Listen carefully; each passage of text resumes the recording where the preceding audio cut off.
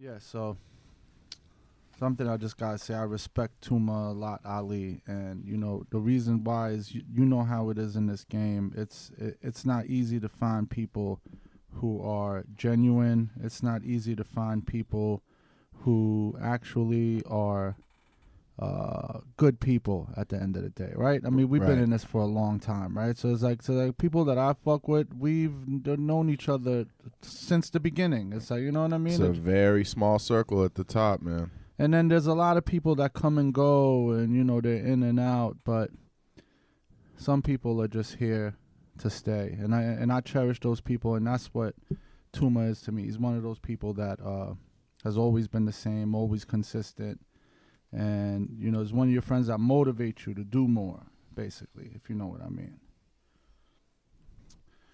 We're waiting for him to join. Peace, everybody. Sumo, Squish. Peace, Sajad. Sajad Music got a new record out. It's fire. Make sure y'all go check it out. It's the new wave, the new generation. Thank you, Fo. Greenhouse Collective. Saucey edited this bitch. Welcome. Hey, There we go. did. There we go. We're back. It didn't take too long. They can't stop us. No, I was like, wait, what am I doing wrong? And it kept on freezing too. Yeah, no, it's perfect now, man. Hey, Tuma, I wanna first of all say thank you for taking the time to talk to us today. No, it's my pleasure. I just want to introduce you to my co-host, West Coast Ali. Hey, West Coast What's up Ali. with it, Tuma? How you doing, brother? What up? How are you? I'm good. And we have Saucey Ed. Hello, Tuma. How are you? This is the East Coast Ali and West. Yeah, bro. 2 Ali's for the price of one. Hey, there you go. Yeah, two And then- Ali's and for then- the price of one. And then I was just on the phone a little bit ago on a video conference with Ali Rivera, ALI. Oh yeah, like I the know. Karate Kid. I know Ali Rivera.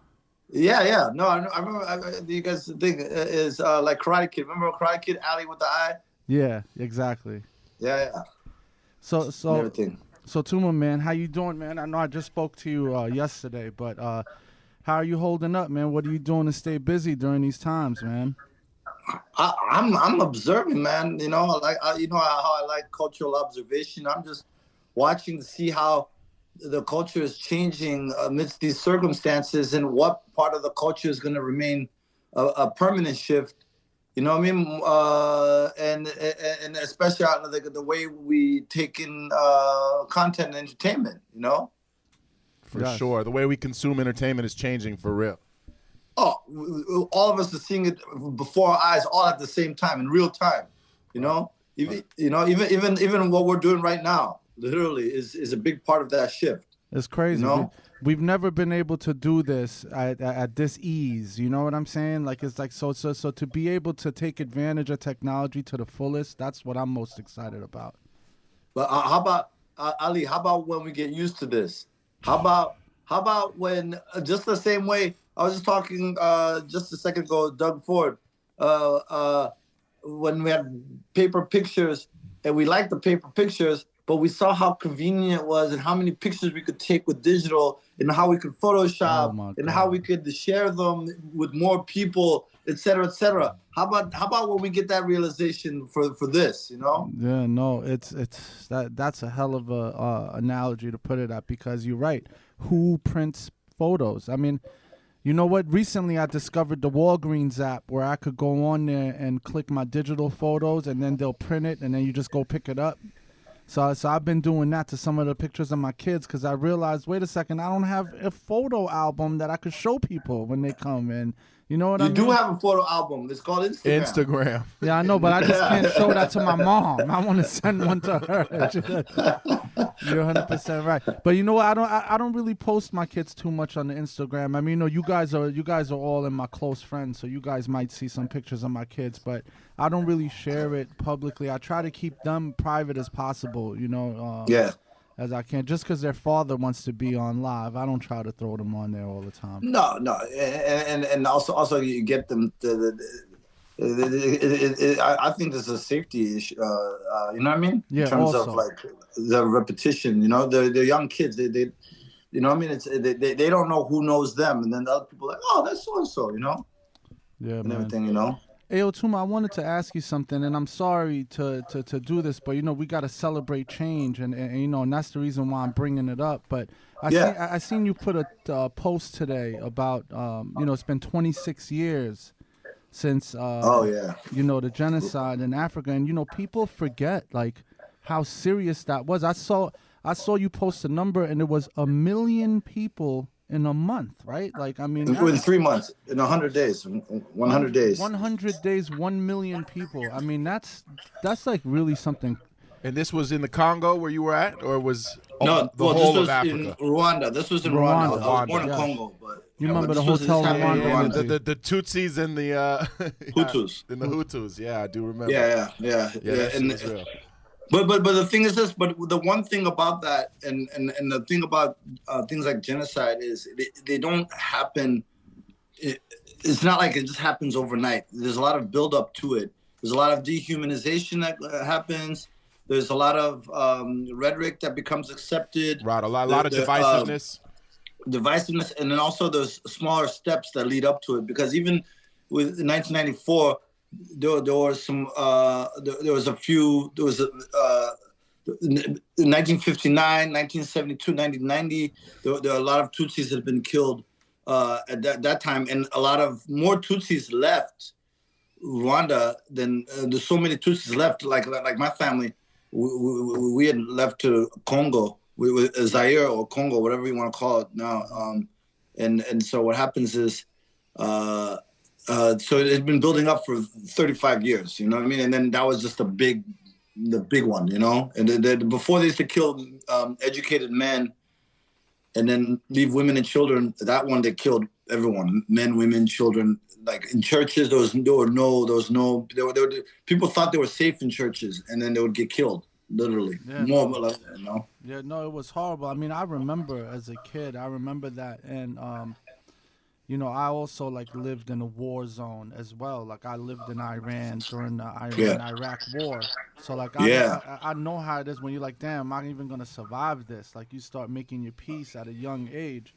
And I just want to know like how was that experience for you? And then looking back at it, because it's like 26 years, and it's like I get mad at stuff like that. You know what I'm saying, Ali? Like it gets me mad because it's like how did society and human race allow stuff like this to happen? You know what I'm saying? Like, we're not talking about 150 years ago, right? And then now they're doing the same the division. And I'm not trying to get political, and I apologize. No, that's real. It's just we're doing it again. We're supposed to instead of coming together as a race, and it's sad that a pandemic like this has to bring everybody together more. Right.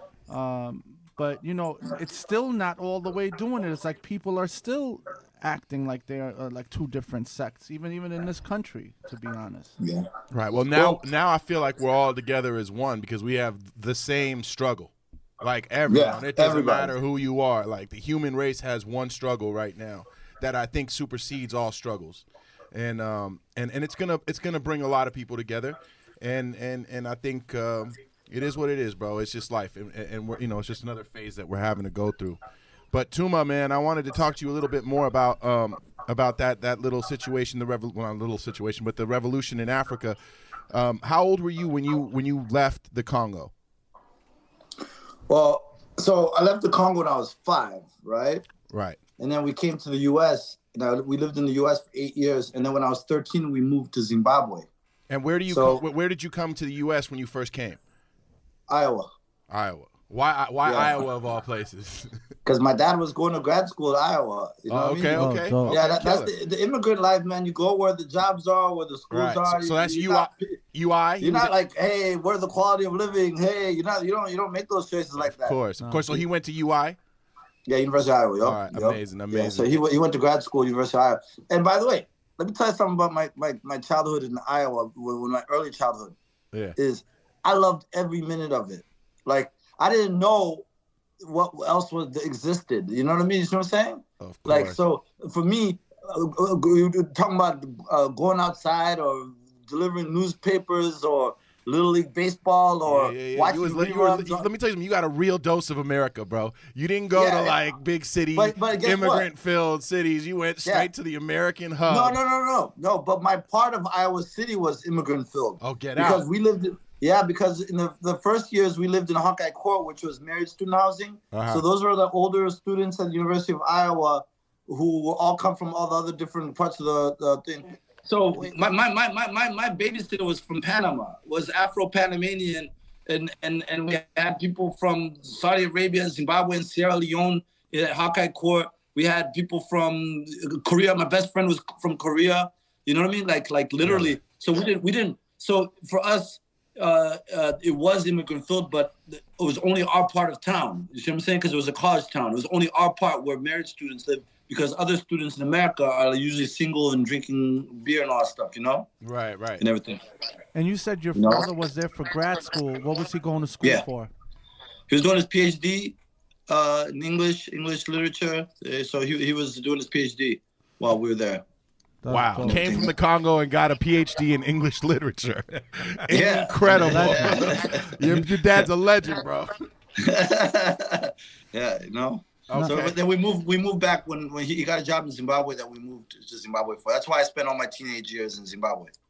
And how was that, like going back to Zimbabwe after like being in America? Like how was Zimbabwe to you?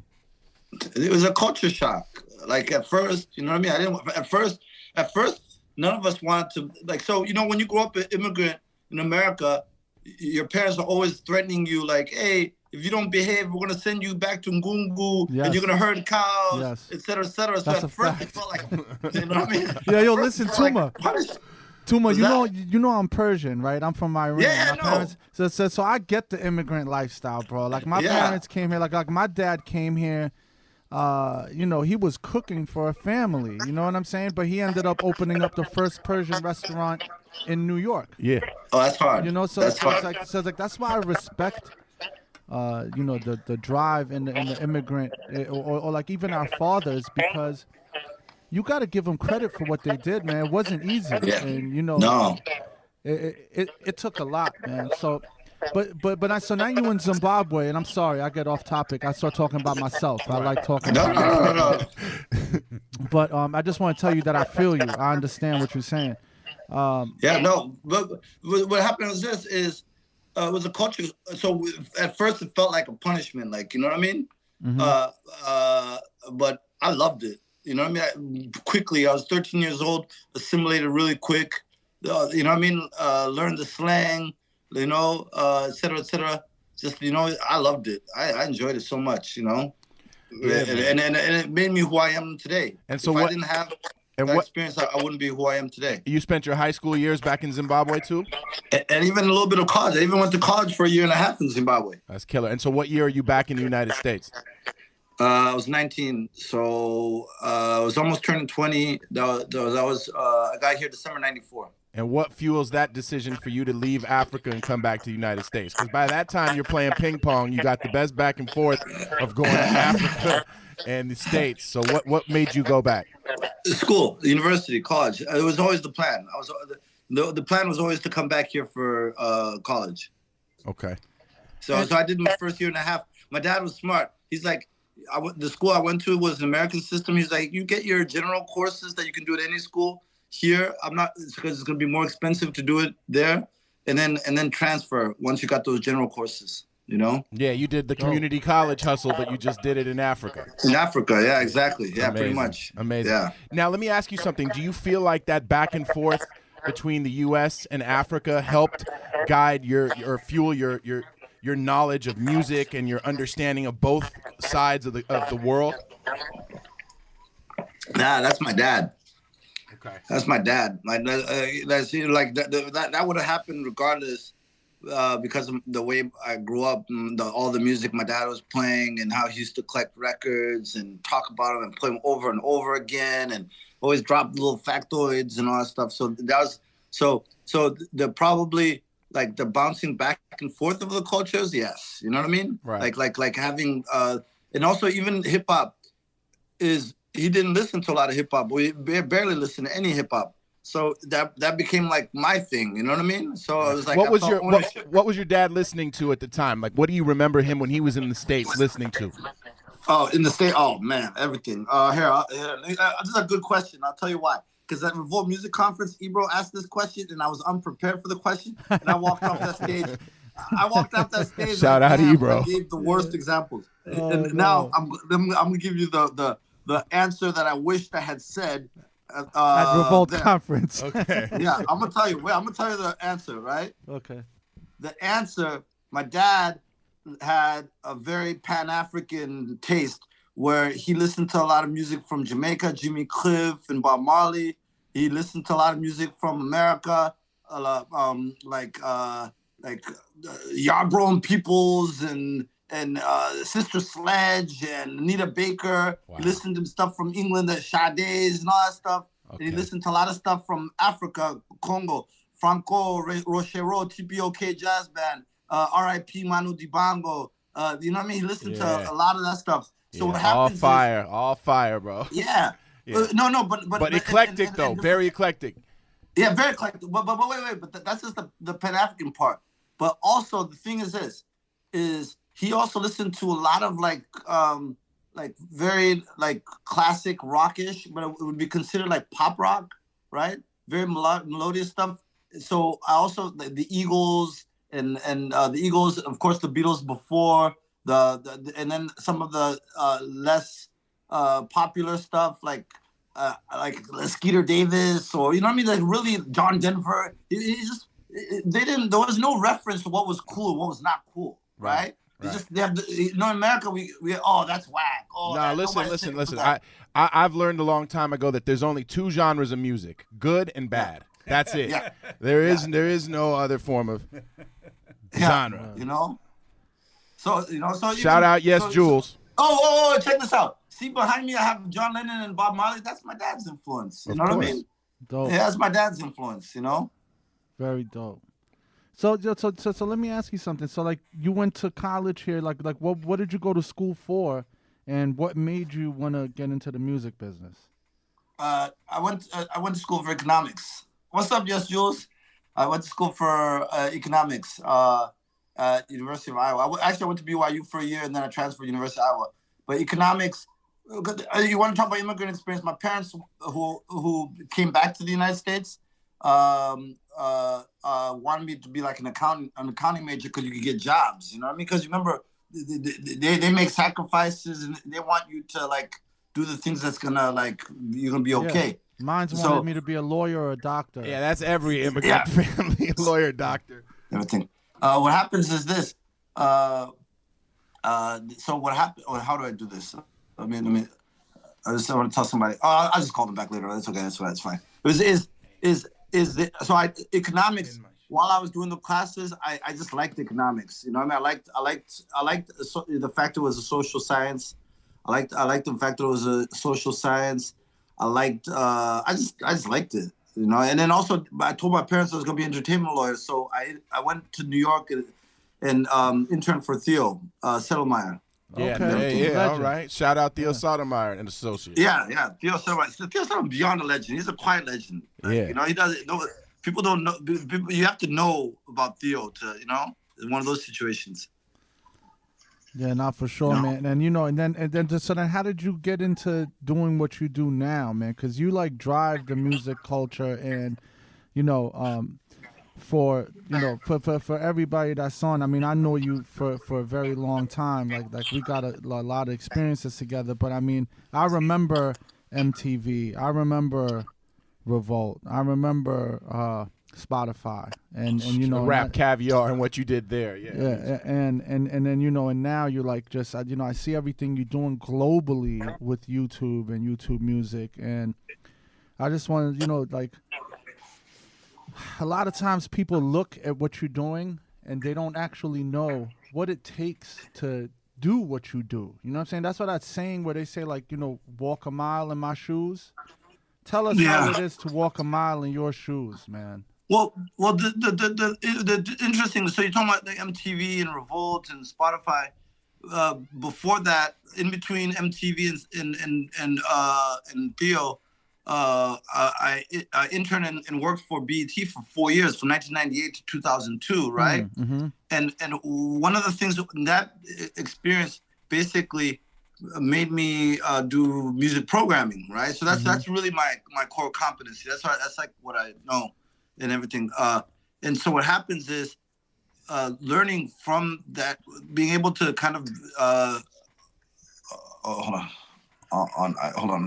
This is who was calling me. Just texting me. Let me tell her on IG Live.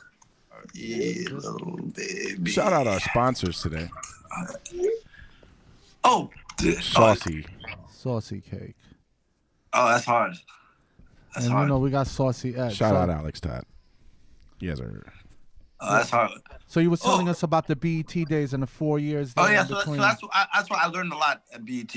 I learned so much at BET, and the thing about BET, what you really learn is you have to kind of like keep things going. You know what I mean? Like you have to almost like feed the beast. You know what I mean? Because at that time, it was mostly music videos. At that time. Let's talk about that time, because you know music videos were driving album sales and stuff like that, and like the landscape has changed like dramatically since that time, right? So it's like I remember, if you didn't get your video in rotation, you were done. Your album might have not made no numbers, you would have been over with.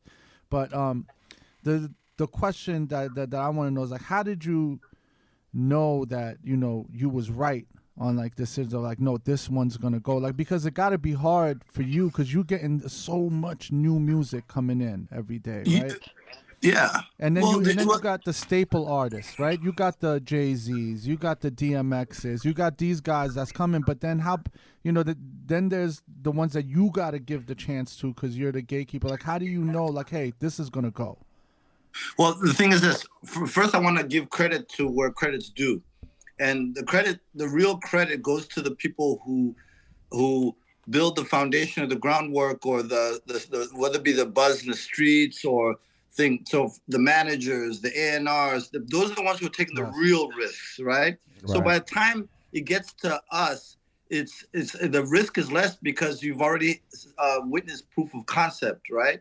And proof of concept, whether it be in the streets or in the clubs or the mixtape scene or the blogosphere, when the blogosphere started popping, or social media when social media started popping, when Twitter started popping. Because I always say so at BET at that time, BDS and SoundScan was those are the big early indicators, and BDS was a lot of the stations like the KMELs or WGCIs or Hot 97 or WPGC in DC, Power 99 in Philly, you know what I mean? WEDR in Detroit. There were a lot of stations that you could pay attention to what they were already playing before labels made the investment into a video. Because Ali, you managed DMX, right? Yes. You didn't spend $1 million on this song until you had some kind of evidence that it was popping. Yeah, well, the label would usually do like an initial rollout with the mix show and and the white labels. Yeah, the white. Oh my God, the white label vinyls. I remember I told Joe Budden this story. I remember the first time. I was in a club and I heard Focus. Remember Focus? I'm focused, man. Will you please rock with me? Will you understand? Yeah. And I walked up to the DJ and I was like, yo, whose song is this? I never heard this. This shit is hard. And then the DJ was like, it was Joe Budden. And then he got it from Rob Love. And then I went on my two-way and two-way. Yeah, I went on my two-way and I two-wayed Rob Love and like, yo, because Gabby Peluso had already told me about him, and said, yo, they're playing your song at this club. He's like, yo, go back and thank him for me or whatever. You know what I mean? I remember very clearly. So, it was Spit Records too. I remember that too. Spit, yeah, that's right. Yeah. That's right. And then so what happens is I remember going into clubs like the Lotuses and the APTs, et cetera. And I would see the guys who would actually be working the like DJs, like literally, like you're talking about walking in with a vinyl and all that stuff. Because a good friend of mine used to pretty much work DJs, you know what I mean? Yeah. So I remember that very clearly. And there was no Shazam, There was no nothing. It was raw. No. Yeah. You know what I raw. used to do was I used to call and leave it on the voicemail so they could hear the record playing in the club. Smart. And then you hang up, and that was it. Just I still remember my two-way number, 877-383-2204. Wow. And then Kelly G was like 877-383-2207. Wow, wait a second. At Skytel.com. Yeah, Skytel. Yo, Tuma, you must not smoke Skytel.com. any marijuana at all. You never touch marijuana. I've never smoked weed I can before. tell, Oh, yeah, man. You absolutely remember not. the Skytel number. Why would you smoke? And Yeah. other people's remember that. Skytel number. Oh yeah, no. whoa. I never tried it before. I never even tried it before. But I don't drink alcohol neither, so I think. But Salute. nowadays. but you I'm do starting have to- your own ice cream flavor. He does. Well, that was the stunt. That You was killed the that stunt. though. You killed that. Yeah, well, stuff. that's my friends at Sugar Hill. So basically, Tuka, her and her husband own Sugar Hill Creamery in Harlem, and we worked on Time is Illmatic, the Nas film together. Mm-hmm. So what happened was they were doing something where they wanted to involve the community, because I live in Harlem. So they were like, okay, so they picked like 5 or 6 people in Harlem who lived in Harlem, and then we went and designed our own ice cream. We did 3 prototypes. We got coffee beans from Ethiopia. Very dope. Literally, my wife, which is my wife now, but her mom ground it and roasted those coffee beans. We used 5 pounds. So that also was a limited edition. Limited run. And we made it taste so good.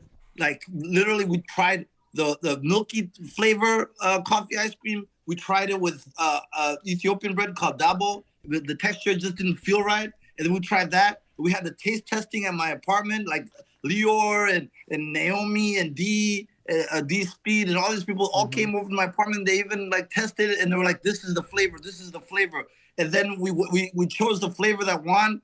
And then we went to Harlem, sold out. Like literally, I went on that Sunday. I went there right before the Game of Thrones finale. I went there to buy the last bit of ice cream, the pints of ice cream, and it was sold out. Sold out. Legendary. And while we're on that topic, the Game of Thrones finale, let's talk about it. Or not. Or not? Or I was disappointed. I was disappointed, man. I'm just being honest, man. I gave years to that show. Years of my life. I did that with Sopranos. They did the same shit with me there. It's okay. No, Sopranos is legendary forever. Yeah, but those finales are not for us. If the finale, so when I say us, I'm talking about core viewers, the early loyal viewers. Like Game of Thrones, I watched that early. The only reason I watched Game of Thrones early is because I like this show called Rome on HBO. You ever remember Rome? Oh, you missed. No. I watched a little bit, Rome but I couldn't get into season. it. I could never get into it. Yeah, no, it lasted once. It was so fucking good. Me and my brother used to watch it every week, and we used to go research of what was true about Octavius Caesar and Julius Caesar and all that stuff. And then what happened was, so when Game of Thrones were like, yo, this feels like Rome, but it was just a better version of Rome. And so the people who are early and who got really into it, the finale is not for them. The finale is for the mainstream, the casual, the people who got on late or didn't watch all the seasons and just want to be a part of the event. I get it. So that's why it was trash. Yeah, so except for like a YoMTV Raps or whatever, series finales are often going to disappoint because they're meant for the wider audience. They're not meant for the core who loved it for the original essence. Agreed. Who made it a hit. Agreed. What are you watching now during quarantine right now, Tuma? Queen Sono. Woo! Me and Ali My talked favorite about Queen show. Sono Great. this weekend. Wow, I Yeah, love Queen that Sono. show. Shout out to Pearl Tusi. Love her. Hey, Love her. Africa in the Yes. house. Yo, and you know what? I love how they put that show in that light in Africa. Like, it makes me want to go. Like, I was like, wait a second, I could live in Joburg right now. All day. And Of course.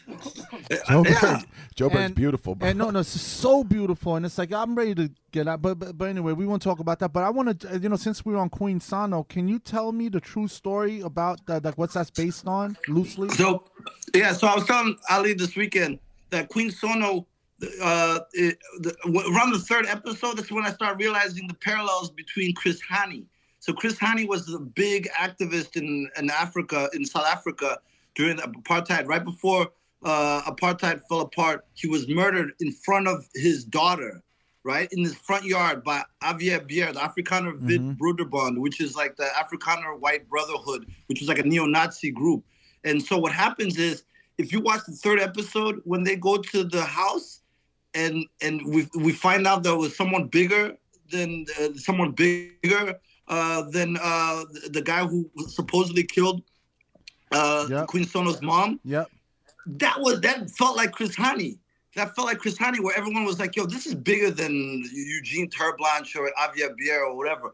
And I'll never forget the day Chris Hani died, because I was in Swaziland and my uncle Butare loved Chris Hani. And Chris Hani was like, so Mandela was locked up, and then Mbeki and Oliver Tambo and them were in exile in like Zambia or somewhere, right? Or Sweden, I forgot where. But Chris Hani was on the ground. He was the young student, the radical, who was like, yo, there's gonna be a war if the apartheid doesn't end and all that stuff. So because he was that dude, everyone loved him because he spoke truth and he was like ready to risk it all, and he ended up risking it all. So then I Googled it and I was right. I was like, there was a lot of Chris Hani parallels. Hey, the Jackson, exactly, yeah, you know. Yeah. And what next, you know? And like you know, people were asking me like, hey, what's like, you know, what am I watching? I watched that in one night, like one whole day. I couldn't stop watching it. Wow. And then I told my wife about it, and I watched it again with my wife. So I watched the series twice in like 2 weeks. I didn't even, you know, I got so into it, I didn't even post on it. That's how much I liked it. I'm watching it again just to support, like, you know what I mean? Yeah, just to support. Well, we just let millions of listeners know anyway about Queen Sono. There you go. Yeah. Queen Sono. Our tens of millions of listeners. Hey, Tuma, you know, I hate that this thing only gives us a limited time to do this, and it cuts us off, God damn it.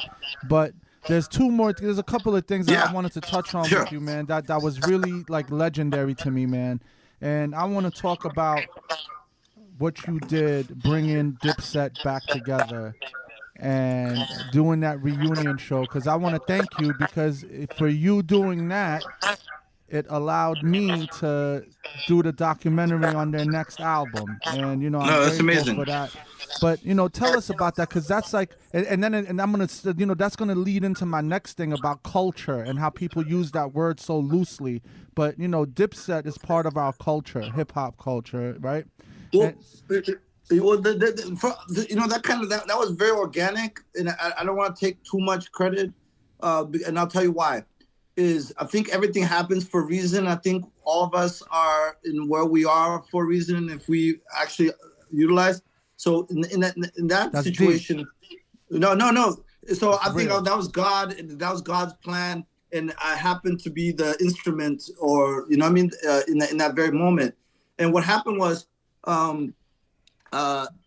when we did all the different Rap Caviar cities, I'll never forget.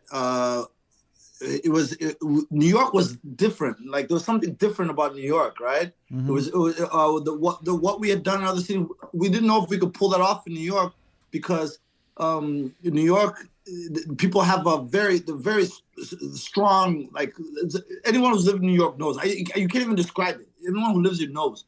Yeah. So what happened was, the idea came up. The idea came up was, I was talking to Mike Kaiser and Julie. We were talking, and Mike Kaiser was from here. He was like, "Yo, New York, you gotta go really hard. You gotta do something special, like Dipset or something." And I was like, "Dipset." And then what happened was, I said, "Oh, I was still in touch with Jimmy. I was still in touch with Cam, and I knew that there was some issues, that they had some issues, but I was like, let me talk to them. You know, let me talk to them, right? You never know. You just never know. I didn't know where everything stood, but at least let me find out." And I texted Cam, I texted Jimmy, and this is how I know they're brothers. Both of them had the exact same response at the exact same place, same thing. Both of them said, "Come to the studio." I came to the studio. It was both late at night. Both of them said the exact same thing. Was it after midnight? Exact same questions. Was it after midnight? Yeah.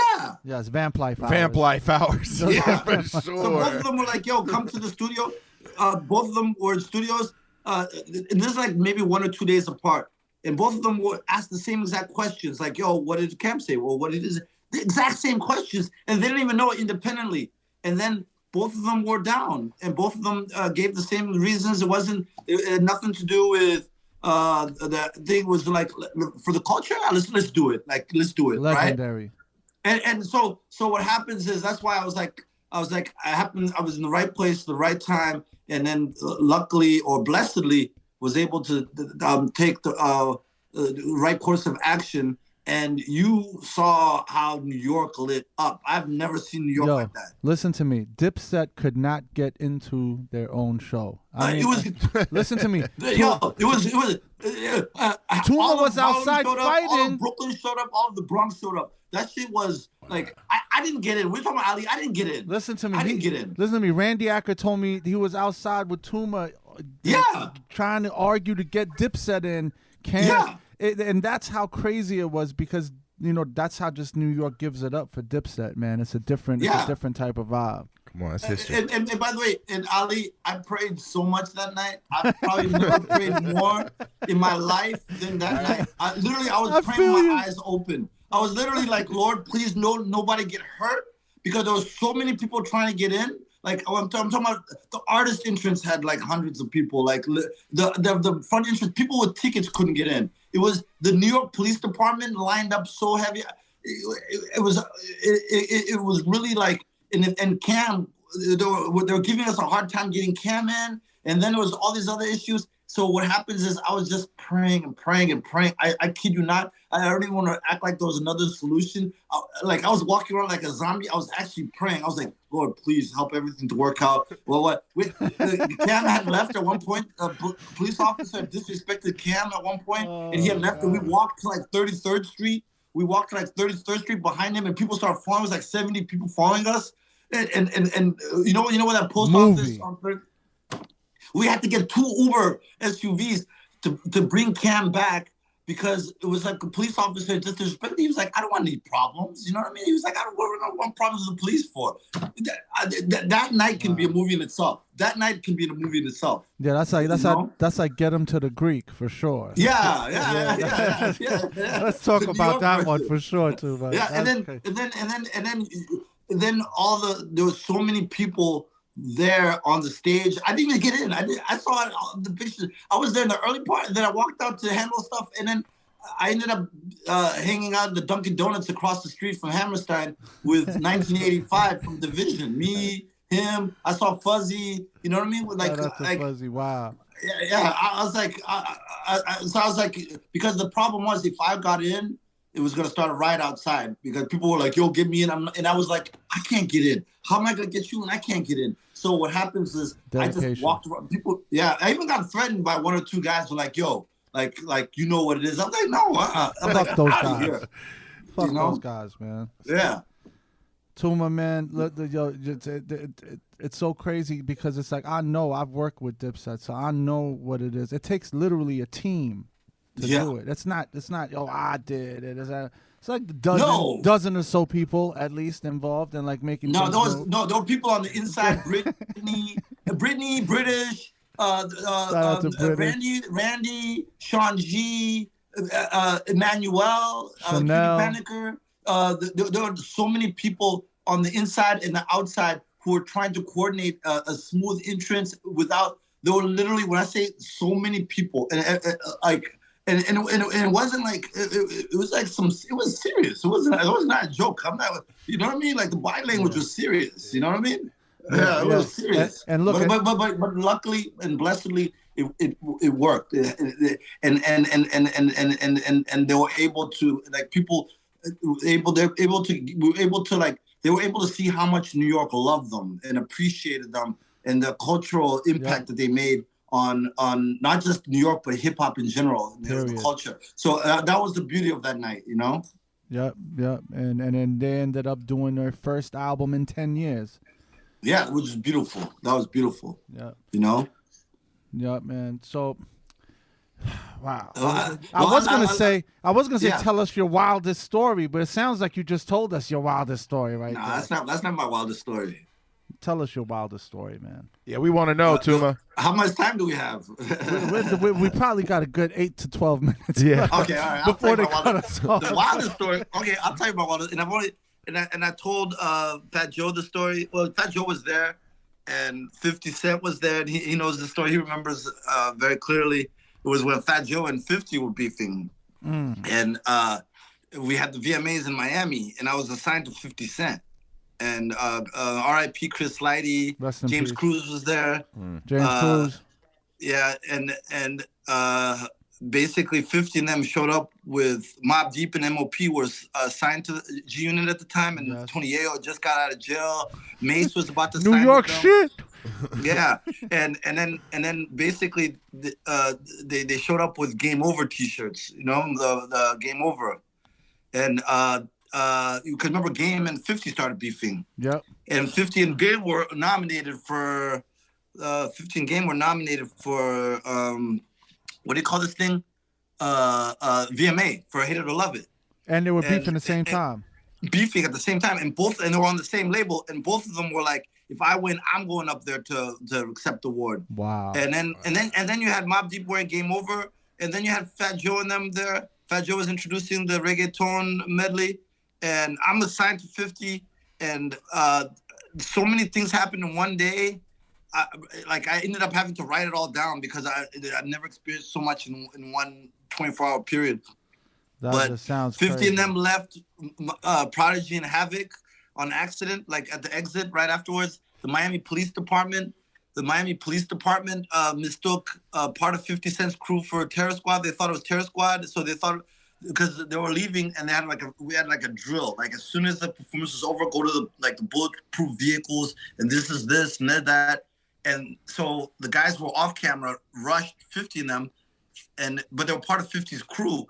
But the Miami Police Department, half of them were like plainclothes policemen, thought it was Terror Squad. I thought it was Fat Joe's guys. And then I was literally the human guy in between. And then they accidentally left Prodigy and Havoc. And Prodigy and Havoc had to walk because Prodigy was pissed. And he was like, wow, these guys left us. And Snoop was offering, like, yo, nephew, come and go in our bus. We'll take you to your hotel. And Prodigy was pissed. He was like, how's it going to look? We used to beef with those guys, the LA. And then we walked all the way. And as Shaheem Reed saw it, Renee McLean from Mix Show Power Summit, he saw it. Yo, TUMA, New York rap beef is just different, bro. It's just a different vibe. I'm just telling you the Cliff Notes version of it. I'm telling you the summary. If you knew the details, like where the guns were hidden and stuff like that, then that's the little Puerto Ricans with the knives in their boots and shit. I get it. Oh my gosh. No, I know. And for me, luckily there was no iPhones back then, because I was the one when Fat Joe went to introduce the reggaeton medley. 50 Cent started running around American Airlines Arena, and I'm the guy behind him wearing baggy pants, holding up my pants with the radio saying, 50, come back, running. And I'm overweight. I was overweight. And I was like, 50, come back. And Shaq was there, and 50 had taken a fucking lamp so that Mace could sit down in the camera seats. Oh my God.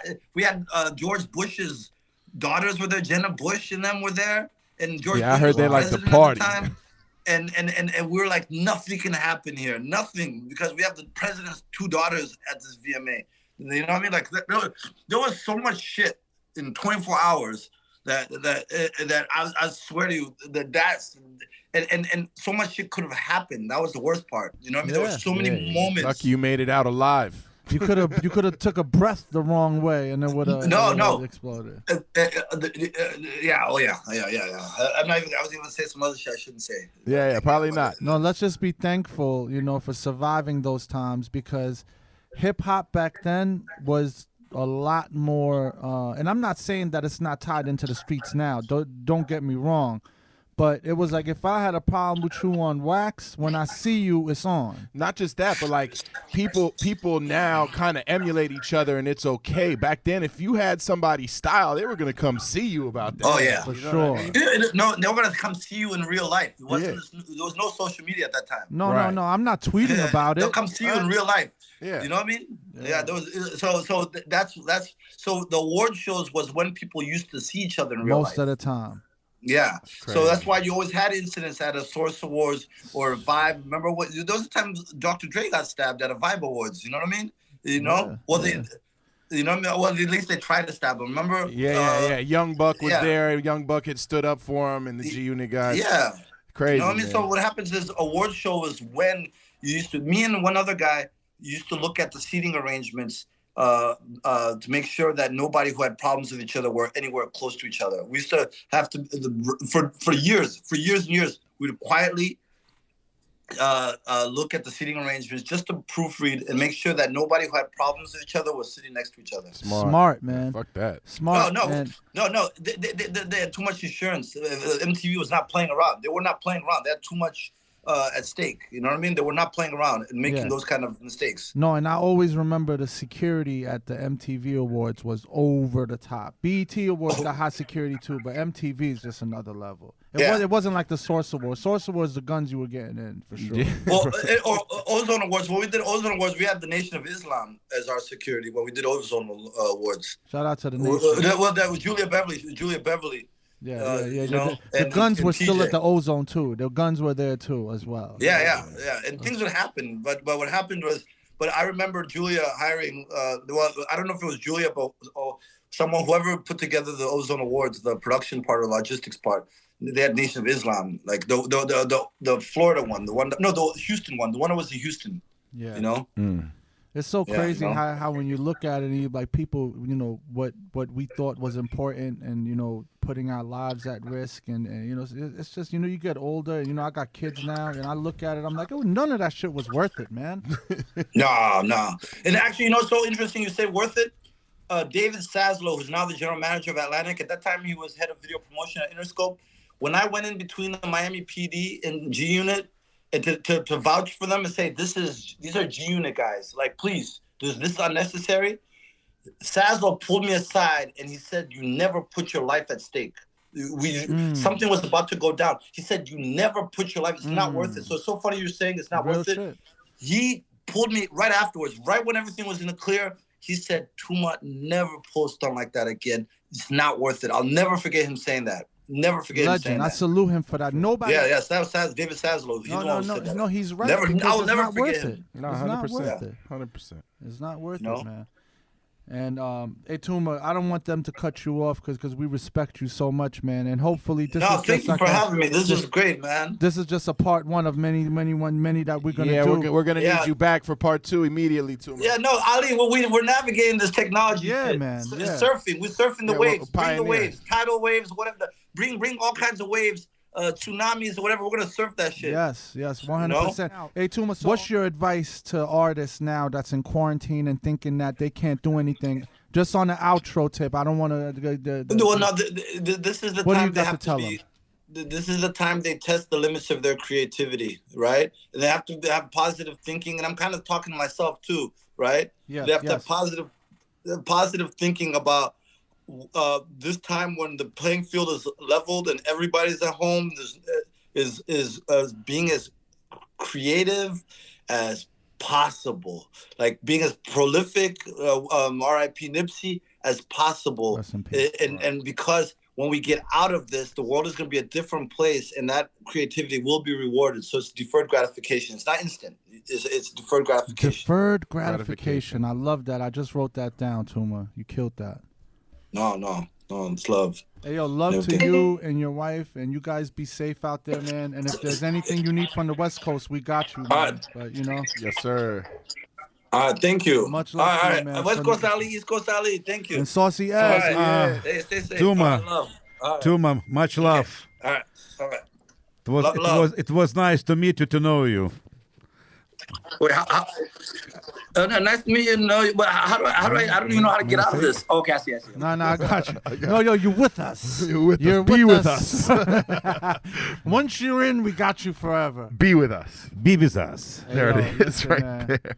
That was legend. I didn't want the live to cut off because I had a lot more stuff I wanted to talk about. Quarantine stuff and all that. We could have gone deep. Round 2, we're gonna get that. I hope you guys enjoyed it.